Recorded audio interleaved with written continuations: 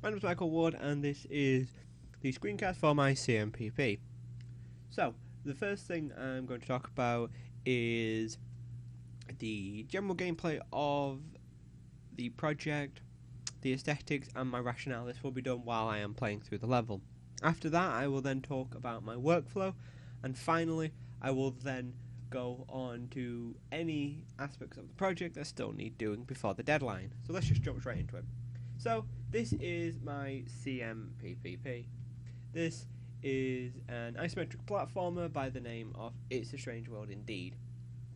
The core gameplay of this is to collect enough of these spinning collectibles to move on. Simple as that. They are hidden behind walls. They are hidden on the top of mountains, things like that. So one of the core gameplay mechanics the player can do is rotate their camera at will.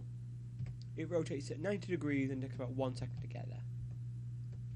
So once you've got enough, which is currently about 80%, you will then see the ship light up, and the tractor beam itself will start to come down. So the general aesthetics of the project is that around a kind of 50s sci-fi film. So to cut this off a second, the second I collect this, there you go, you can see the beam is coming up as another way to signify that the project, the progress you have made in the level is enough. So you just keep jumping. Keep jumping. Make sure you're always trying to find the best perspective from what you need to look at. So if we just jump over, make these jumps. Yeah, the player has a little bit of air control, but not too much. So you keep jumping, and then there you go. So the reason I chose to do this project was a couple of reasons actually. Firstly, I wanted a portfolio piece with an aesthetic that I've never done before, and doing something black and white and doing something kind of sci-fi is something that I haven't done before, especially in that combination. Another reason was that in the summer before starting my masters, I prototyped the isometric movement, and it was something I wanted to kind of develop further and see what I could do. So let's just jump on to my workflow. So one thing about my workflow is it's always meant to speed up both my work and someone else's work. So what we have here are just 3 that kind of show it off. So they're all organised except for the old camera rotation rig as a way for the player to see.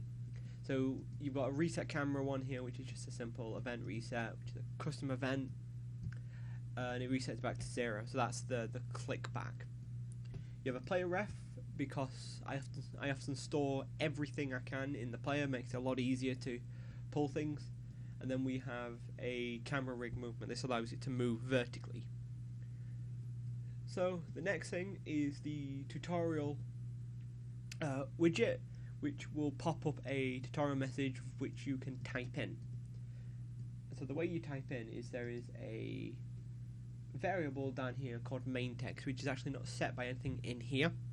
It's something that a UI element will read later on. And so the last thing is the post-processing effects. These are all kind of located in a blueprint, so that I can very simply go to the world outlet and turn them off and turn them on. Simple as that. So my workflow tends to always focus around ease. So you can change everything as I feel like you should be able to change in here, things like that. So if we look at these spikes, same deal, you can change their damage values. So as far as outstanding work, we have the hard level. So the hard level currently doesn't have its post-processing enabled because it's just a bit difficult to develop whilst in the black and white. But because of the blueprint, I'm able to turn it on and off at a click, and this will give the exact same effect as the old one.